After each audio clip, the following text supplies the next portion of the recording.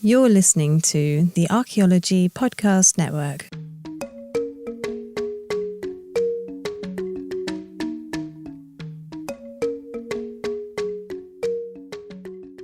Welcome to episode 122 of A Life in Ruins podcast, where we investigate the careers of those living a life in ruins. I am your host, Connor Johnnon, and we might be joined by our co-host, David Ian Howe. He thinks Starlink is the greatest thing on planet Earth, and every time we try to record with him, it never happens. So maybe he'll be here. Carlton is off doing adult stuff, so we're hoping to catch him back one of these days once he's settled in and got all his stuff together from moving across the country.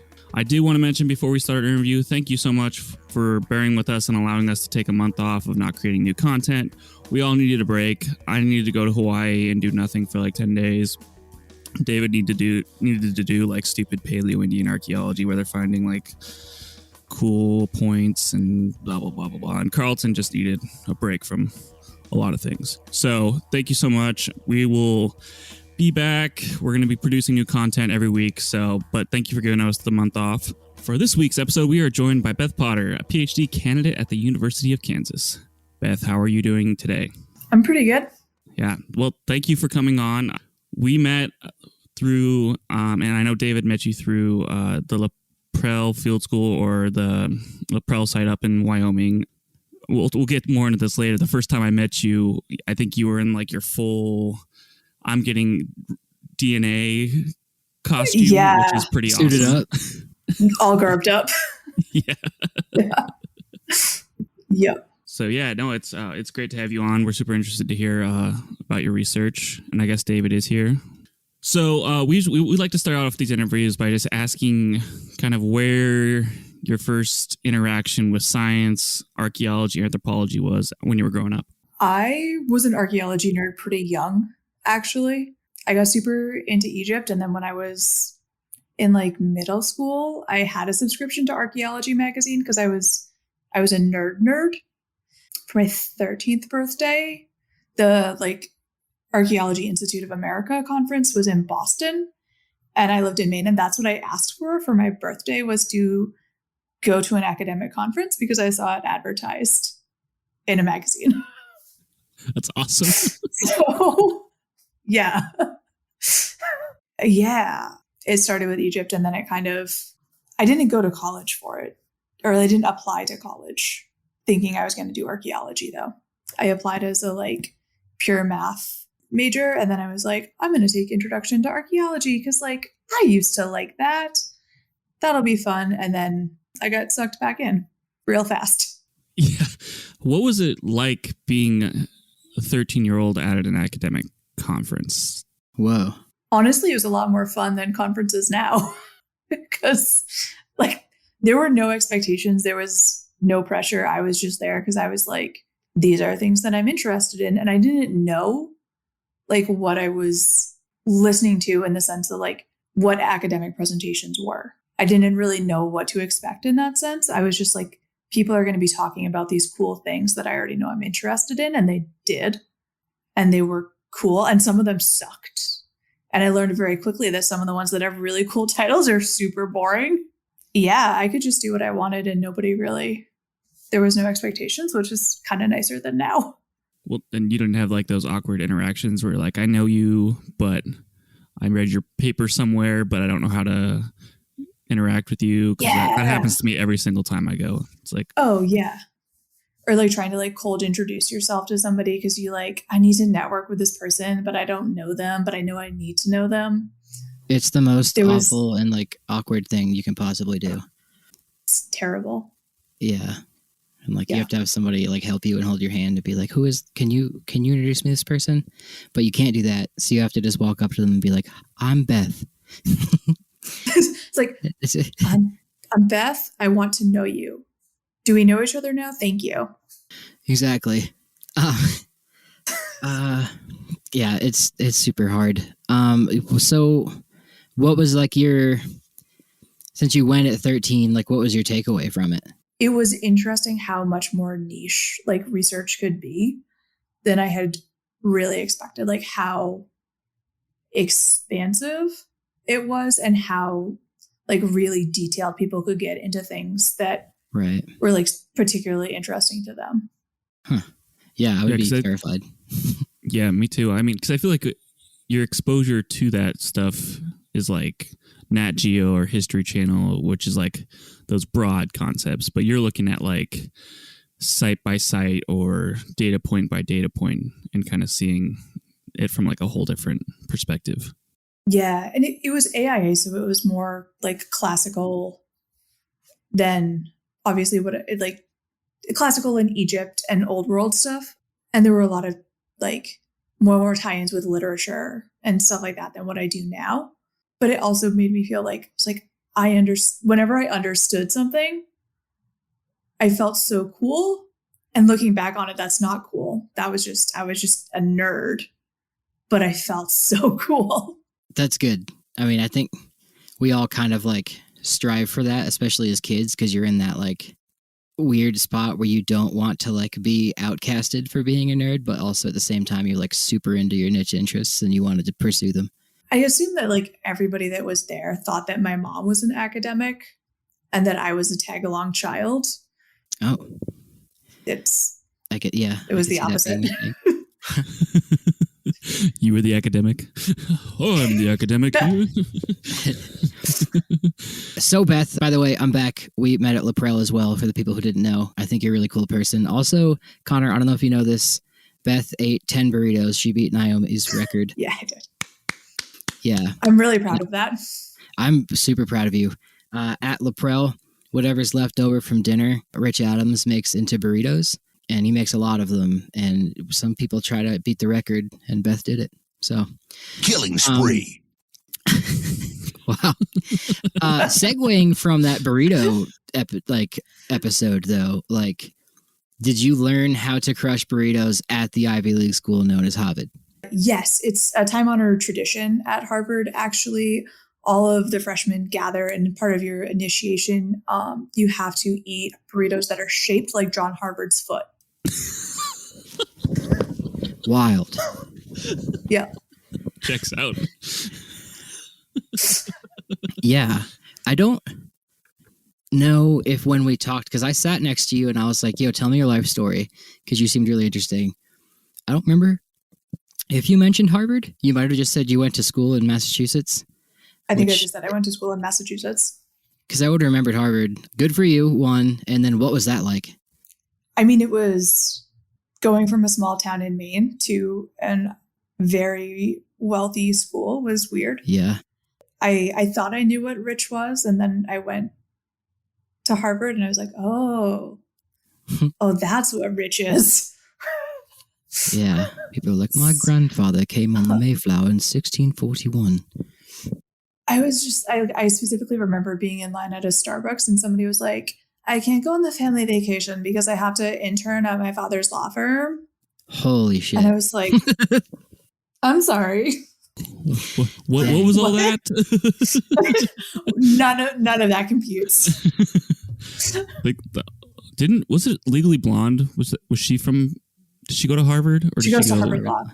Okay, Harvard that's like my only actual exposure to Harvard, besides knowing that it's Harvard and fancy and whatnot.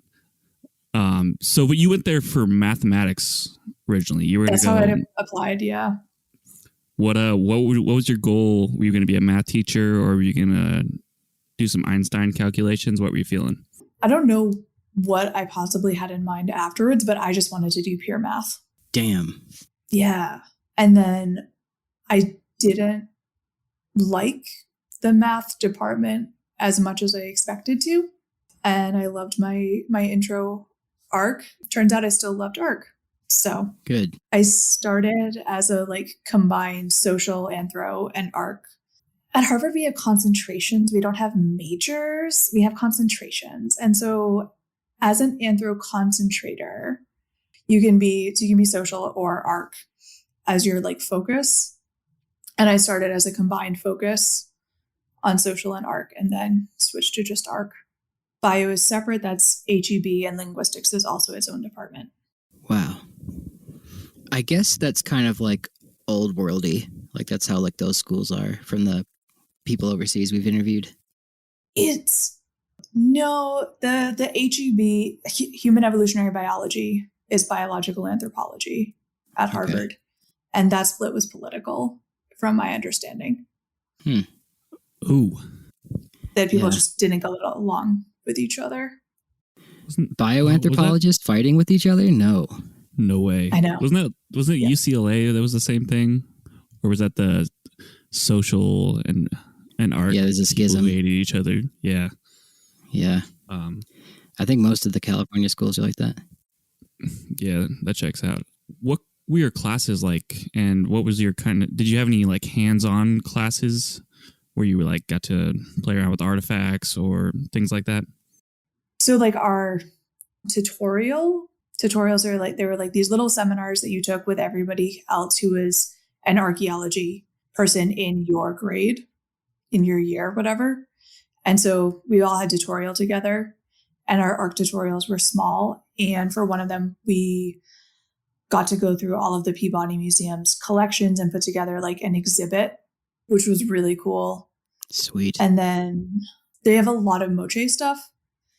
So it's Harvard's collections there's a lot of like South and some Central America stuff. Actually, a lot of Central America too. But there's a ton of Moche stuff. And so we got to like use different like Moche pots for a research project and stuff, that was pretty neat. Moche pots are interesting. They are interesting. We've had this talk before I think it was a 20-minute rant one time. So if the audience is not familiar, Moche pots are also known as Moche sex pots because they have a lot of phalluses and like non-phalluses on them. But I'm assuming the ones you were working with weren't just those, right? It was mostly those. That's a lot of what we have. I was hoping you would say something like that. Cool. Yeah. And I think most of like the cool Mayanists and not Mayan archaeology stuff does come from Harvard, from what I've understood. So that checks out. Yeah. Honestly, like undergrad access to collections in the Peabody Museum is phenomenal. That was a really cool thing. Didn't they take like all the stuff from Machu Picchu? That was also a Harvard thing. We took a lot of stuff. We took a lot of stuff. There's like an entire staircase in the repository that's just It's just chilling. There's a whole ass staircase. That's insane. That's really cool. Somebody put it on a boat in crates and put it on a boat in 18 something, and now it's at Harvard. Yeah, there's a lot of like repatriation issues and things like that probably need to be discussed at some point. Right. Yeah. Anyway, besides concentrating on Moche sex pots and burrito championships, what was your like obviously you did what you're doing now as a concentration, but like what was kind of some stuff you did as an undergrad? I mean, so my field school was in the Northeast, and it was we were looking for Paleo-Indian sites, which nobody at Harvard does. Like nothing that I was doing was what anybody there did. There was one lithicist there at the time, Ofer Bar Yosef, but he was trying to retire. He wasn't taking any undergrads on to advise. So like when I was trying to do like my senior thesis, there was like nobody who knew what I was doing. Like old American rocks. So there was one person who worked in North America, Matt Liebman, who was phenomenal. He was like, I don't know what you're doing, but like, I know how to write. Yeah. And I can get you in contact with people. So at your field school, you worked with Heather and Nathaniel, correct? Or Heather? Heather was she was my crew chief. Awesome. My field school.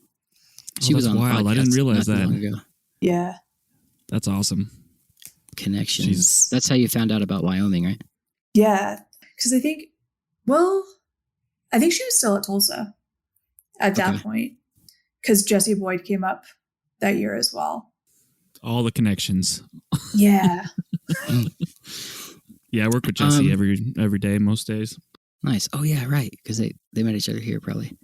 Anyway, so after that, you went to graduate school, and that was in Canada. And I think we're at a good spot where we can to pick that up next segment so people can hear about that transition. Life in Ruins Podcast 122. We'll be right back. Welcome back to episode 122 of Life in Ruins podcast. I am live from my school bus that I live in because my life is weird in the middle of Wyoming. We are here with Beth Potter, and she is going to tell us about why she made the critical life choice that we all somehow make of going to grad school that we regret immediately, but also don't regret, and why in Canada. That was a lot of question. Yeah. Why did I go to grad school? I missed research. I liked doing research. The little taste of it I got as an undergrad, and then I missed it. I was teaching high school straight out of college, and I loved it, but I was really ready to leave that school, and I missed research, and it just felt like the right timing. So. Okay. How long of a break did you have? It was just 2 years. Okay. So what brought you specifically to the university that you went to? So I applied to a few places. I wasn't sure if it was the Paleo Indian or if it was the Northeast that I had really enjoyed more, because I knew I enjoyed my undergrad thesis work, but I wasn't sure which part of it that I had really liked. So I applied to places that was what there were one or the other. And Montreal had some collections that I could work with that were from a Southern Quebec site. And I was able to get in-province tuition, which was a major factor as well. In-province. That is a term I haven't heard before, but it makes sense because we have in-state. When I was writing, it was $500 a semester. Yeah. Wyoming. And it came with cheap. No, and it comes with an automatic, the visa comes with a work permit automatically for up to 20 hours a week. So I was fully able to just work part-time and sustain myself. That's awesome. I made all the wrong decisions in life. Yeah. It was a really great deal. Yeah. So what was grad school like for you there? And what did you do? We'll talk about that first. We can get into what you researched after. But yeah, everyone's grad school experience is quite interesting. Yeah. It's not a huge department.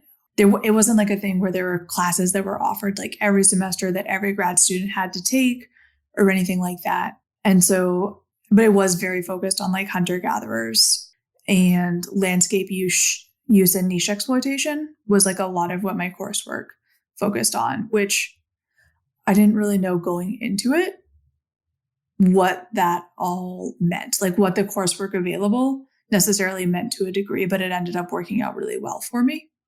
It was definitely weird not being a native speaker and trying to be part of a grad program, because it's also university culture is very different in French Canada. People are more likely to go places that are closer to home and live at home. So it wasn't the department is all encompassing in the way it really can be in the US. Like you said, you're going into the heart of French Canada. Did you have to learn French to kind of get by and meet people and whatnot? Yeah, my classes were in French. My advisor was bilingual. I worked with Adrian Burke, and he speaks English, which was nice. And I ended up writing my thesis in English because I knew that I wanted to apply to PhD programs in the US. And so the university just offered me an exemption for that. Cool. But yeah, the courses in French was that was exhausting. It was really exhausting to be trying to function at that academic level in a second language. Was he a tall dude with black hair and glasses? Yep. Tall dude, Okay. black hair. I met him in Rome. Probably glasses. Yeah. Okay. Sounds we were right. at a conference, and I remember he spoke French with everybody, but he was one of the only people that spoke English, and I was like, oh, thank God. Yeah. Good talk to him. Yeah. Cool. Yeah. Good. No, he's wicked nice. I can't imagine taking advanced degrees in other languages. It was hard enough in English, in my home language, reading. So you read Bordeaux in Bordeaux Actual language. It's convenient because so much Lithic stuff comes out of France. So it has continued to work out in my favor. somehow. Nice. But Does it make any more sense, like in its natural French, or is it still kind of hurts your brain? No, it still hurts. Okay. I think it hurts more because French is so like indirect compared to English. Yeah, and like of the Romance languages, French is like the hardest for me to like pick out anything. Like I can understand Spanish and like some Italian, but then French, I'm like, I have no idea. So like props to you for going into that. Everything sounds the same. Everything. Like all of the words just sound the same. It's a pile of vowels. That's the name of the episode. A pile of vowels. Oh, right. Write that down. So, as part of your thesis, you wrote on lithic raw material usage in the archaic Northeast. What did you find out about lithic raw material usage in the archaic Northeast as part of your research? It's such a generic title.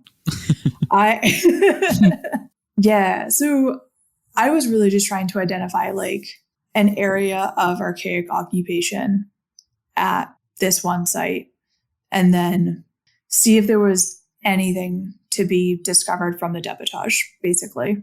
And I did end up identifying some like activity areas, that there was a very clear area where people were like finishing tools, because all the debitage there was just like pressure flakes and stuff. And then otherwise, it's pretty much what you'd expect. A lot more like big chunky stuff out of the local materials and bunches of teeny pressure flakes and stuff from farther away, which is not surprising, but now it's written down. I'm going to interject really quick because I don't think we've ever defined debitage, to be honest listening. So like when you're making stone tools, like you pop the flakes off and then there's like tiny little flakes that come off in later stage reduction, but also just break in half. And like that would be called debitage, which is French for, is it trash? So when you say debitage in French for like lithics, actually, if you're talking about debitage, it's the process of flaking. Really? So that's annoying and confusing. Yeah. Okay. Well, for the Americans listening, debitage is the stuff you find at an archaeological site that's on the ground, small flakes. Yes. Well, and it can be things that turn into tools beforehand. So like a flake that you knock off is technically debitage, but once you start creating into a tool or thing like that, it becomes something different. Yeah, we can get into the weeds on that too. Like a core is technically debitage. This is jumping ahead, but there is absolutely a video of Erica Blecka defining debitage in a Valley Girl accent as like a small potato chip like thing that you can use to cut material. So good. So good. We have to talk about her and Brian, because they're fantastic people. Absolutely fantastic people. The debitage was about what you expect, how you expect people to be using different materials. I was able to define some activity areas, which was kind of neat. Good. I didn't think I was going to be able to. It's nice to know when that stuff works and you can get like good results.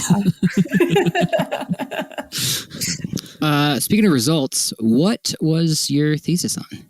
Did you enjoy the thesis? And like, did you get what you wanted out of grad school?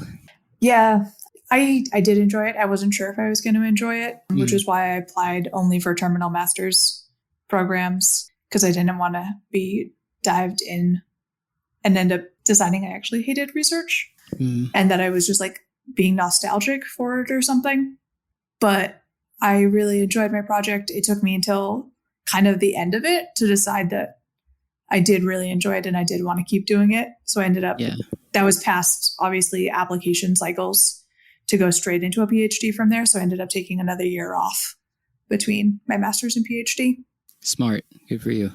So, I mean, obviously going from French Canada to Kansas is like the next natural transition. I mean, it's basically the same culture. So same location, you know, same language. You can't understand it. There's lots of vowels. Yeah. I don't think that is. What made you choose the University of Kansas specifically? I ended up here primarily for my dissertation project. I was looking for lithicists who had projects that were like very hard sciencey based, and I wanted something that I could apply to existing collections. because I see archaeology as like going to be less digging in the future. So that was what I was looking for. And so when I reached out to Fred Soleil at KU, he suggested that I could try an ancient DNA approach to lithics and that we had the facilities for that here. And so I'm pretty much here for this project. Cool. And the ancient DNA stuff, like, I guess I just want to dive into that. Like, how do you extract DNA out of stone tools and things like that? It's pretty much the same as you do for anything else. So like all DNA extraction is really simple. You digest whatever's containing the cell so the DNA can be free. And then you try to wash away everything that isn't DNA. Oh. So that then you can just like drop the DNA into a nice stable buffer where it won't degrade. That's a really clean explanation. Yeah, that's cool. Never really like thought of it like that. Okay. Yeah. So the variations on it are depending on like what material you're trying to get DNA from, whether you're trying to get endogenous DNA, so something that DNA from the thing itself, like a bone or a tooth, or if you're trying to get non-endogenous DNA, which is just generally environmental DNA. So like if you have a soil sample and you're trying to get bacterial DNA or do paleo-environmental reconstruction, those are all just environmental because they're non-endogenous. And so those are give you a different extraction protocol just based on the material that you're using. And then the ancient part just means it has to happen in a clean room environment where everything is kept sterile and it's pressurized and you're working in like positively pressurized hoods so that you don't introduce modern contamination. Sick. So like hard science. Yeah. Yeah, I think I mentioned at the beginning, like when we first met, yeah, you were in full like CDC, like it was coronavirus stage 1, like we had just found it, you know, like head to toe doing the extraction. You have to do that in the field and in the lab as part of that to keep it kind of sterile, essentially, right? Yeah, the problem with modern contamination is that it's really high quantity in comparison to ancient stuff. So DNA degrades over time. And so when you're working with ancient samples, it's just super low quantity. And anything modern can overwhelm what you're looking for. So that's why, like, even in my field collections, I'm garbed up in bleaching. For the Americans listening and me, what is endogenous? Endogenous means it's like inherent to the thing itself. So an endogenous DNA sample would be you're trying to get dog DNA from a dog mandible that you found at the site. Thank you for the explanation and using dogs. Okay, sweet. So do you use collections, I guess, field collected specimens and stuff that's been collected in the past as part of your research? Yeah. So for my dissertation, I have I'm working with 3 sites, and 2 of those are just like curated, previously excavated collections, and then the Pearl, which I field collected. And that's because that's one of the things that I want to explore a little bit is how much of a difference does it make if we're able to collect things in the field? Because while there has been work getting ancient DNA from lithics, it's all been on existing, previously collected specimens. Okay. And I guess we can end here. You cannot pick them up freshly dug and then lick them. You cannot. And it's so sad. The reason I say that is I had known Beth for about 10 minutes and she took out a bunch of artifacts and said, lick this biface. I was like, okay. Because she had taken them last year so that, you know, they were in that like a sterile environment and she could extract the DNA, but she brought them back this year and then now everyone could get their licks in, I guess. Yeah, I don't know how licking specifically became the thing. That was probably me. I would wager so, because like also we would pull flakes out while we were digging and you would lick them immediately. Because I could. It was so exciting to be able to. I get it, man. I get it. It's, and I think I mentioned on like one of the past podcasts, like it's a weird thing to explain to other people that you're licking things that were like buried for thousands of years, but it is oddly satisfying when something sticks to your tongue and it's bone and you're like, Yes. okay, it's weird. I think it's specifically because I was telling Crabe not to lick things in 2019, because he would, whenever something came up, I think Crabe might have been threatening to lick things. Sounds about right. That sounds like him. Seems possible. Yeah. On that note, let's come back in the third segment of episode 122 and pick Beth's brain. There we go. Okay, we'll be right back. Welcome back to episode 122 of A Life in Ruins podcast. And we are going to start this segment off by continuing the last segment where we were talking about things and stuff, I think. Oh, yeah. We were talking about DNA, and we wanted to... So you're in the throes of your dissertation, you're working on stuff, etc. What kind of results have they found using these sort of methods, and what have they found on stone tools, either in your case or in other cases in the published literature? Yeah, so what I'm doing is really closely based on some existing methodologies, but they're old. So this was actually something that people started trying in the 90s and early 2000s. Extracting DNA from stone tools is just another environmental DNA extraction. And the way that you do it kind of follows the same as everything else. The biggest difference is that you sonicate the tools before you extract from them. And that's based on some protein analysis work that was done in, I want to say, the late 80s, where they sonicated stone tools. They stuck them in a sonication bath and then did protein analysis based on what was shaken out of the tools. So sonication, meaning pull stuff off of it? Sonication, like sonic, like sound pulses, like ultrasonic waves. Whoa. Okay, cool. And Continue. so when it goes through a bath, it makes all these tiny little bubbles. And so looking at, for the DNA stuff, actually, one of the papers is looked at, they use these little fluorescent beads and they got them trapped in microcracks in the surfaces of lithics. And so they lit up, right? They fluoresced. And so you could see these different size beads being trapped in microcracks, and then sonicated them to see if it got them out. And it does. The teeny little bubbles go into the cracks and knock out the little fluorescent beads. And it works the same way with proteins or DNA.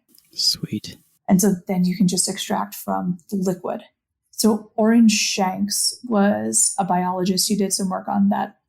And he went to Wyoming, I think as a visiting scholar or something like that. I'm not in the early 2000s. And so he collaborated with some folks out there, Marcel Kornfeld, and I'm not sure who else. And they did some experimental work with tools that have been used to butcher animals. And then they washed them and then tried to extract from them to see if they were able to identify what they've been used on. It's some really neat stuff. Were they successful in their endeavors? Yeah. Their work was successful. I think they had some mystery ones where they butchered animals and didn't tell the people what they had used them on, and then extracted it to see if they did it as a blind study, and it worked. They then tried to use it on tools from Bugas Holding. I'm not sure if I'm saying that right. It's one of those ones that I've only ever read. I think that's right. Yeah. Yeah. And I think that one, they did get a species identification. I think they only got a few. And I know one of them was feline. And they did mention the possibility of probable contamination from somebody that had a cat at home on the crew. There weren't Smilodons, or not at that time. I don't think so. No. No. Or domestic short hair cats running around the plains at that point. Yeah. Yeah. But that's sort of where it comes back to my super sterile collection procedures, is to try see if we can avoid anything like that. Cool. And what else have they found? They found in other publications, they found DNA from obviously probably elk, deer, bison, extinct, etc. So that's pretty much actually the limit. What I just went over is basically the limit of what's been done with DNA from lithics. In 2017, there was an undergrad at Montana who used the protocol and identified something Lynx bobcat cougar family on some stone tools from the Bridge River site. But that's the most recent thing that's been done, and that's pretty much it. There's other examples in the literature of people getting non-endogenous DNA from artifacts. So things like binding agents for rock art pigment, which is some cool stuff. That was also really early. That was some 80s work. And there's also there's stuff with like quids and menstrual aprons. There's a pipe stems paper, which was that's a really cool one. But there's not a lot of non-endogenous DNA collected from artifacts in the literature. Cool. So is it in your kind of goal in this PhD, and you mentioned this kind of, is that you're really wanting to get those methods, the methodologies down, and then you can really get into what you're finding and things like that. So it's kind of like a 2-part kind of thing. And the sites that I'm working with, even like the site choices, like it is really methodological. I'm trying to get a real latitude span with my sites so that I can look at questions of preservation depending on environment and climate as well. Because and it might end up being entirely methodological. If I don't get any useful species ideas off of any of them, then it's just going to be a purely methodological diss. But we definitely need those. That's exciting. I mean, to be on it seems like the leading edge of that stuff, but also seems like it would be hard and difficult because you're not building off of an existing sort of literature. You're almost writing it yourself at that point. Yeah, it's the Wild West of ancient DNA is sort of how we keep describing it in our lab group. There's a couple of us that are sort of working in these like non-endogenous collections, like protocols. And it's really weird. It's also, I don't know. I mean, I can't like do it wrong if there's not an established right way yet, I guess, which is kind of nice. I personally think ancient DNA is dope and like it's like, but I've heard a lot of criticisms to it, especially when pulling like lipids out of like stone tools. And like some people are like, oh, I don't buy that. Like, is there a lot of that, or is that more to do with like bias at a site? What do you mean? Like, this might be different, I guess, but like pulling like the fat off the Clovis point and saying it's proboscidean at La Prelle. Like, I don't know, a lot of people were like, blah, blah, blah, blah. Yeah. Is that even DNA? So that's not DNA. That's proteomics. And so I think that was a proteomics thing. Got it. Okay. With the La Prelle stuff. But with those, a lot of it is like kind of old school hemoglobin work. One of the limitations of that, like for the questions that I'm interested in, is that you have to look at like specific species. And so when you send out your sample, a lot of the places will give you like 3 or 4 species that you can choose from to match to.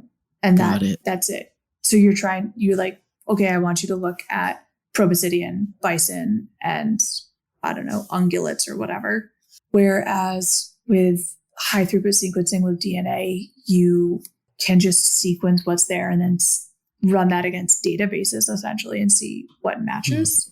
And so that it never eliminates all bias, but it lets you cast a much wider net. Gotcha. Which doesn't answer your question. No, but I realize now that like my question was misasked. What did you find through the La Prelle stuff? I don't think I even asked you that when I was in the field. I don't have results for that yet. I've only just finished like processing the artifacts. So just that sonication, and I'm going to start on extractions now that I'm back. Got it. So it'll be a while still. So TBD, we'll have you back on and we'll chat about it. So you obviously at some point you're going to finish your dissertation. What would be like the next ideal step for you as part of like your anthro life journey? I do want to stay in academia, which I know is a giant gamble these days. But I love the teaching and I like being able to run my own research. And I would like more like autonomy in that eventually. So I do want to stay in academia. So I guess I'm going to be on the postdoc market. Hey, it works. Obviously it's a brutal market, but if it's what you're wanting to do in life, like I think a lot of what we see with like people struggling in it is because maybe they're not fully committed to it or don't have a good idea of going in what they're going up against. I think is like the big things we see with academia. Yeah. And I mean, my plan is I will give it 5 years and plan to reevaluate in 5 years, whether it's worth continuing to fight for that career. The nice thing is that all of the DNA work gives me a really good industry out if I want it. It's a good off ramp. When we were talking in the circle at camp, I really respected the fact that you were like you said exactly that. Like you want to do the academic route, you went back to do it, and like you're set to do that. However, you do have a backup plan and like you're fully content to do something different, if not academia. And I thought that was like solid. I haven't heard someone say that before. I mean, I'm just trying to be realistic. I know how many job applications Heather, for example, put out there before she finally got a tenure track job. It takes a while and it's a gauntlet. I don't know if I can do that or not. But if 23andMe calls, you'd go work for them, or are those things applicable? Sort of what you're doing now. I would rather work for Embark, the dog DNA one. Oh, but, okay. You know, I guess another thing I'd like to say, and I'll let you continue after this, but like even like not having the data, like the analysis stuff done, like what you're doing, it's pretty like a great example of how much work and like planning and how much like logistics of scientific collection you have to do in archaeology. And a lot of people think it's just digging holes, but like you're doing the hard like science of it, and it takes a lot of prep work and a lot of like you want to make sure it's done right. Yeah, and it's just so many hours in the lab for the like short amount of time that you spend on site. Yeah, like what, like a month max in the summer at a site, like it. Yeah. Well, on that note, thank you so much for coming on and chatting with us. And, we really appreciate and are excited to see where this stuff kind of goes in the future. We're not, I wouldn't say we're personally invested, but it feels personal to figure out what's going on in Laprelle and, we have connections so much. So it's really nice. It's been really nice chatting with you, and we're excited to see where it goes in the future. Yeah. Do you have anything you want to tell the general public and the world about archaeology before you go? I don't know. Send your small children to archaeology conferences. There you go. Okay, there we go. So before we end the show, what are a couple sources that you would recommend for people interested in lithics or ancient DNA? So for lithics, I think George Odell's lithic analysis is a really accessible intro. Andrzejewski is kind of what I use more now, but I think Odell is a more accessible way to get into it for sure.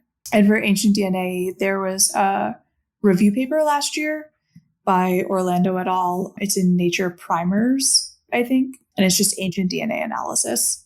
That's Orlando et al. Awesome. And I will also plug Bob's book, The Fifth Beginning, the Robert Kelly. Which we are currently getting royalties off of at this point. Yeah, I was going to say, we need royalties at this point. Yeah, and I guess where can our listeners find you? Like to reach out for research, or like ideas, or just follow you on social media? So I'm on Instagram as BLPotter13. That's mostly jiu-jitsu things, so that's not. Oh shit, exciting. We should have talked about that. Yeah.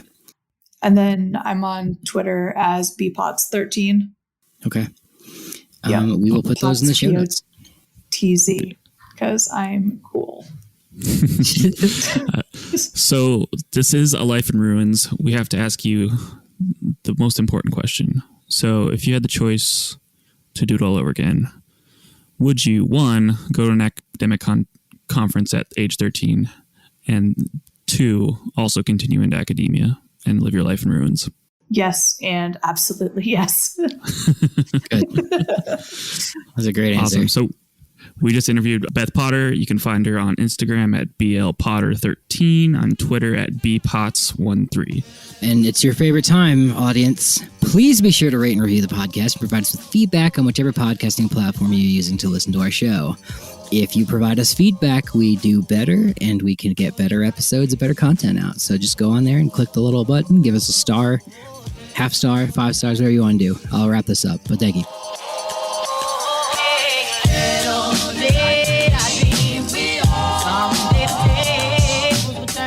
Thanks for listening to A Life in Ruins podcast. You can follow us on Instagram and Facebook at A Life in Ruins Podcast, and you can also email us at alifeinruinspodcast@gmail.com. And remember, make sure to bring your archaeologists in from the cold and feed them beer. All right, it's everybody's most not favorite time. It's time for a dad joke. What's your joke, Connor? I heard something recently in the news. Did you hear that they aren't making 12-inch rulers any longer? Oof. That was good. I don't They think aren't Beth making is 13 knows about the 13-inch. Of all the jokes you've done in a while, that one was pretty. It was deadpan good. Wow. Yeah. Awesome. Well, I need to shower. And with that, we are out.